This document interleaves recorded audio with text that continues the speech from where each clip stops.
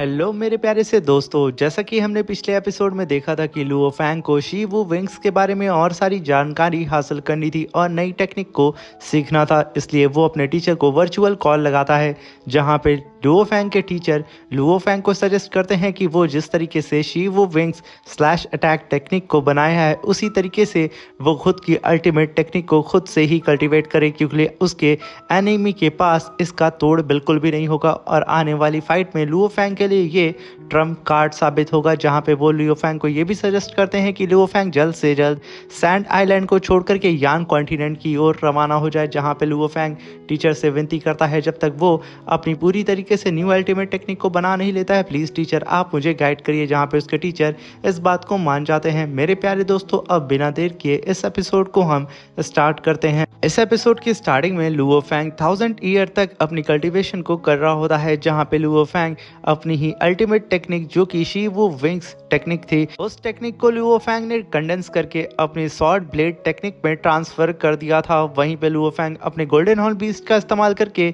Jerk clan, mechanical clan और demon clan के ऊपर लगातार इस सैंड आइलैंड के ऊपर अटैक करके अपनी पावर को भी चेक कर रहा होता है, जहां पे चारों ही तरफ इस सिल्वर बीस्ट को देख करके दहशत का माहौल बना होता है। वहीं पे सारे ह्यूमंस परेशान होते हैं कि आखिर ये सिल्वर विंग्स किंग कौन है, जो कि ये मिस्ट्री बीस्ट अचानक से आता है।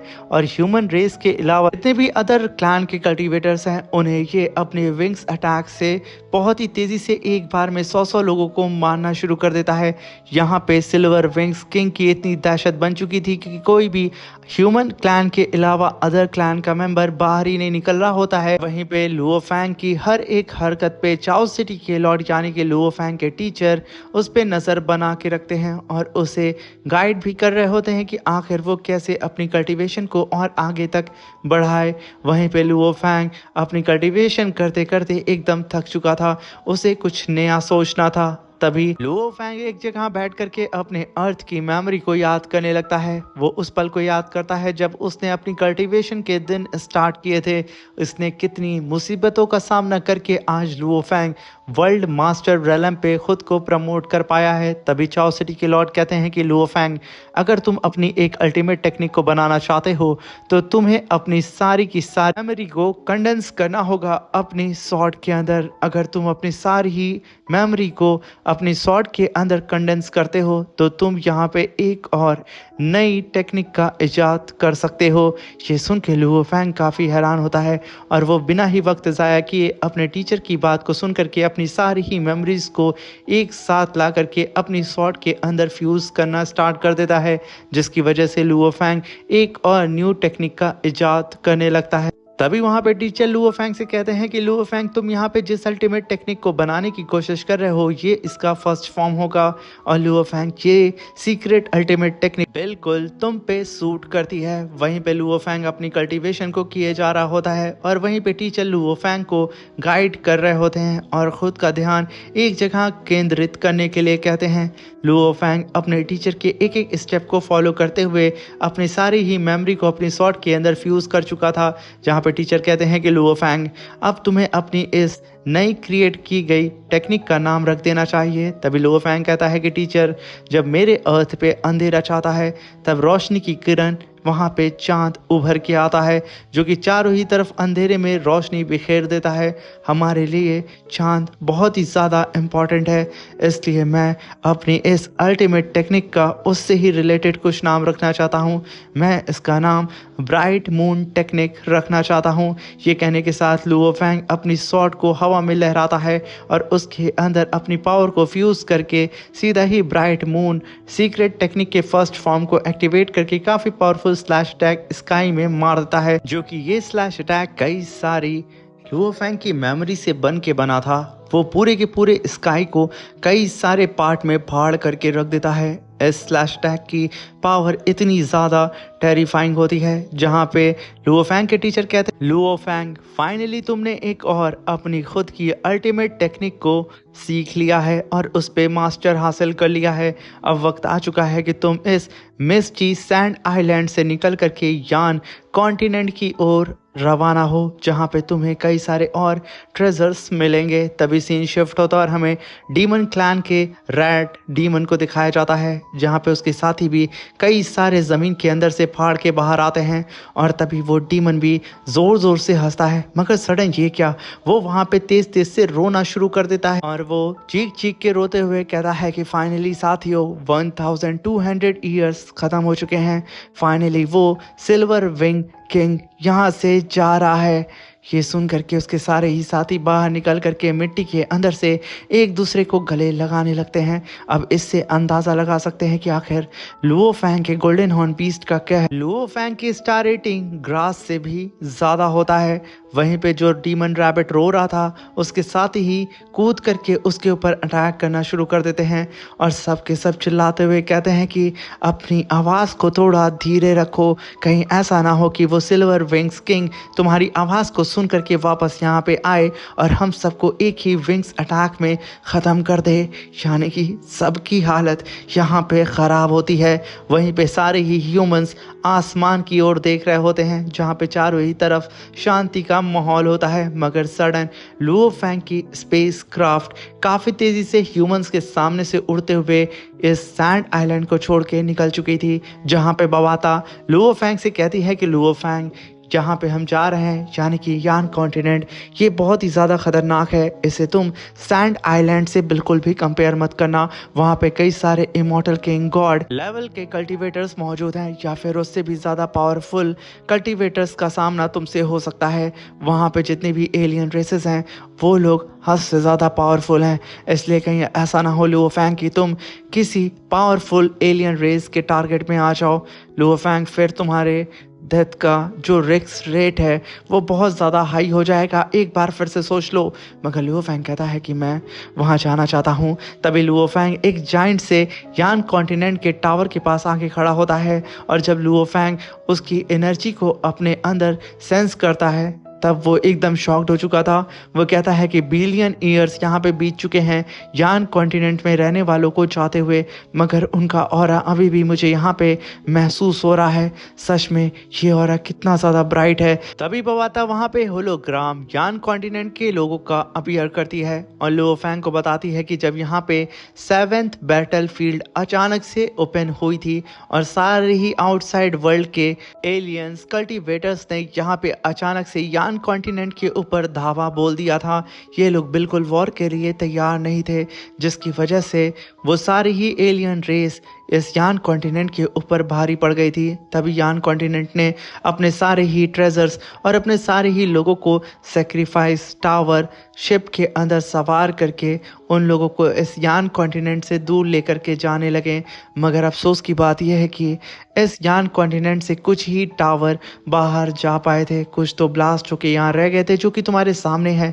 मगर जो लोग यहाँ से जा नहीं पाए थे उस टावर के अंदर बैठ करके उन लोगों ने इस यान कॉन्टिनेंट के एकदम डीप में जा करके खुद को कहीं छुपा लिया है। अभी भी शायद वो टावर इस यान कॉन्टिनेंट के डीप में कहीं ना कहीं मौजूद है। मगर लुओ फैंग अफसोस की बात यह है कि उस टावर को कोई भी universe venerable divine power detection machine भी उसका पता नहीं लगा पाती है। उसके लिए भी बहुत ही ज़्यादा मुश्किल होता है उन सारे ही टावर को फाइंड करना। तो लुओ फैंग क्या अभी तुम यहाँ पे जाना चाहोगे? तभी लुओ फैंग कहता है कि बवाता तुम जल्द से जल्द इस यान कॉन्टिनेंट के डीप में मुझे लेके चलो, मुझे और डीप में जा करके इसके बारे में और सारी रिसर्च करनी है। लुओ फैंग के ऑर्डर को सुन करके बवाता अपने स्पेसशिप को बहुत ही तेज़ी से इस यान कॉन्टिनेंट के और भी ज़्यादा डीप एरिया में ले करके जाने लगती है, जहाँ पे लुओ फैंग उससे गाइड कर रहा होता है, क्योंकि यहाँ पे लुओ फैंग को थोड़ा बहुत क्लू मिला था उस टावर का। तभी हम मैकेनिकल क्लैन के कमांडर जी को देखते हैं जिसके पास 3 टोकन सिंबल होता है। वहाँ पे वो कमांडर कहता है कि एक और टोकन जो कि डीमन क्लैन के शिप के पास है उसके पास मैं जल्दी ही पहुँच जाऊँगा और मेरे पास 4 टोकन सिंबल्स हो जाएंगे और जैसे ही मैं 6 टोकन सिंबल को कलेक्ट कर लूँगा मेरी स्ट्रेंथ बढ़ जाएगी और फिर मैं आराम से उस किंग लेवल के स्टैचू को हासिल कर लूँगा। फिर मेरा मुकाबला कोई भी एलियन रेस का कल्टीवेटर कर ही नहीं सकता है। मैं सबसे ज़्यादा पावरफुल हो जाऊंगा। ये कहने के साथ वो अपने एआई को ये आदेश देता है कि जल्द से जल्द वो उस डीमन क्लैन की शिप को ढूंढे। तभी उसका एआई वहाँ पे अपने चारों ही तरफ फ्रीक्वेंसी को फैला करके उस डीमन शिप को डिटेक्ट कर लेता है और तभी वो उस कमांडर जी को बताता है कि यहाँ पे तो उस डीमन शिप के ऊपर किसी थर्ड पार्टी के अटैक कर दिया है। ये सुन करके जी भड़क जाता है और कहता है कि आखिर किसकी हिम्मत हो गई है जिसने मेरे शिकार को मेरे हाथों से छीनने की कोशिश की है।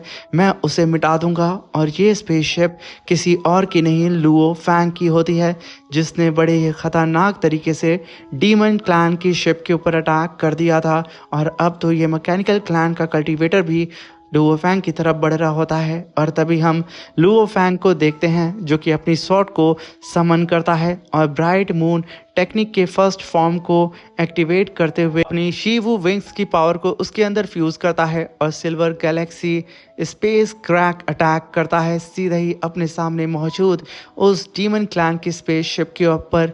यह अटैक इतना खतरनाक था कि उसके सामने आ रहे सारे ही डीमन क्लैन के कल्टीवेटर, उनके कोर और यहाँ तक कि उनकी स्पेसशिप भी तबाह हो जाती है। कुछ भी लुओ फैंग के एक स्लैश अटैक के सामने टिक नहीं पाता है, जहाँ पे लुओ फैंग बहुत ही तेज़ी से उन डीमन क्लैन के कल्टीवेटर का शिकार कर रहा होता है। जहाँ पे लुओ फैंग ने उन डीमन क्लैन के कल्टीवेटर के कमांडर के ऊपर अटैक कर दिया था, जिसकी बॉडी वहाँ ब्लास्ट हो जाती है। मगर अचानक से उस डीमन क्लैन के कमांडर की बॉडी फिर से अचानक से रीबिल्ट होने लगती है। मगर सडन आसमान से फिर से लुओ फैंग एक और स्लैश अटैक उसके ऊपर करता है, मगर यहाँ पे वो डीमन बच जाता है। मगर फिर से आसमान से एक काफ़ी powerful laser beam attack Luo Fang और उस डीमन के ऊपर होता है, जहाँ पे लुओ फैंग अपने बीस्ट गॉड शील्ड को समन करके उस लेज़र बीम अटैक को होल्ड करता है। वहीं पे वो अटैक जा करके अगले डीमन क्लैन के उस बीस्ट के ऊपर लग जाता है, जिसकी वजह से उसकी मौत वहाँ पे हो जाती है। और वहीं पे एक ब्लास्ट के साथ लुओ फैंग भी अपनी बीस्ट गॉड शील्ड को लेकर के एक चट्टान से टकरा जाता है। तभी लुओ फैंग बड़ी ही मुश्किल से खुद को संभालते हुए बाहर आता और कहता है कि आखिर ये अटैक किसने किया। मगर लुओ फैंग को यहाँ पे डीमन क्लैन के कल्टीवेटर्स के ट्रेजर्स के ऊपर उसकी नज़र पड़ जाती है। लुओ फैंग बहुत ही तेज़ी से उन सारे ही ट्रेजर को कलेक्ट करना शुरू कर देता है।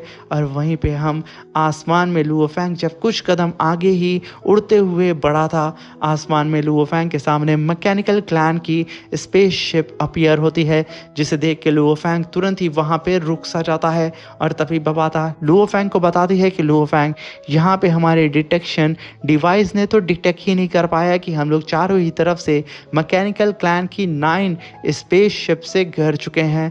मुझे ऐसा लगता है कि इस स्पेसशिप का कमांडर ज़रूर किंग लेवल का कल्टीवेटर होगा। इसलिए लुओ फैंग, बेहतर यही होगा कि तुम जल्दी से जल्दी यहाँ से निकलो, वरना कहीं ऐसा ना हो कि हम लोग किसी बड़ी मुसीबत में फंस जाएं। यहाँ पे लुओ फैंग अभी सोच ही रहा होता है कि आखिर उसे यहाँ पे क्या करना चाहिए। मगर उससे पहले ही मैकेनिकल क्लैन का कमांडर जी लुओ फैंग को सेंस कर लेता है। वो फिर से लुओ फैंग के ऊपर एक और काफ़ी पावरफुल लेज़र बीम अटैक करके उसे उठा के पीछे पटक देता है। मगर ये क्या, मैकेनिकल क्लैन का जी फिर से अपने मॉनिटर के ऊपर लुओ फैंग की ब्रेथ यानी कि उसे सेंस कर रहा होता है, जिसे देख करके वो कहता है कि अभी तक कैसे जिंदा है। ये कहने के साथ वो अपने कई सारे मैकेनिकल पपेट्स को बाहर निकालता है और जैसे ही वो सारे ही मैकेनिकल पपेट्स उसकी स्पेसशिप से बाहर निकलते हैं, वो लुओ फैंग को चारों ही तरफ से घेर चुके थे। बेचारा लुओ फैंग अब चारों ही तरफ से फंस चुका था। वहीं पे बबाता अपने सामने 9 मिलियन F9 क्लास के मैकेनिकल पपेट्स को देख करके उसके होश उड़ जाते हैं, क्योंकि इनकी कॉस्ट कम से कम 90 मिलियन मिक्स्ड युआन यूनिट से भी ज़्यादा थी। तभी बबाता कहती है कि आखिर ये मैकेनिकल क्लैन का कमांडर कितना ज़्यादा रिच है, इसने तो पूरी की पूरी आर्मी अपने साथ रखी हुई है। कहने के साथ बबाता लुओ फैंग से कहती है कि जल्दी से यहाँ से भागो। मगर तभी वो मैकेनिकल क्लैन का कमांडर जी अपने सारे ही पपेट्स को आदेश दे देता है कंबाइंड अटैक करने के लिए लुओ फैंग के ऊपर, क्योंकि वो यहाँ भड़क चुका था कि आखिर ये अभी तक जिंदा कैसे है। तभी हम देखते हैं सारे ही पपेट अपनी पावर को रिलीज करते हैं और एक साथ एक पॉइंट पे फ्यूज करके लुओ फैंग के ऊपर काफ़ी पावरफुल लेज़र बीम अटैक कर देते हैं, जिसे सेंस करके लुओ फैंग बहुत ही तेज़ी से उड़ करके खुद की जान उस पे बचाने लगता है, मगर वो laser beam attack Luo Fang के पीछे यहाँ पे पड़ चुके थे। इसी के साथ मेरे प्यारे दोस्तों, ये एपिसोड यहाँ पे ख़त्म होता है। Thank you for watching. Bye bye, take care.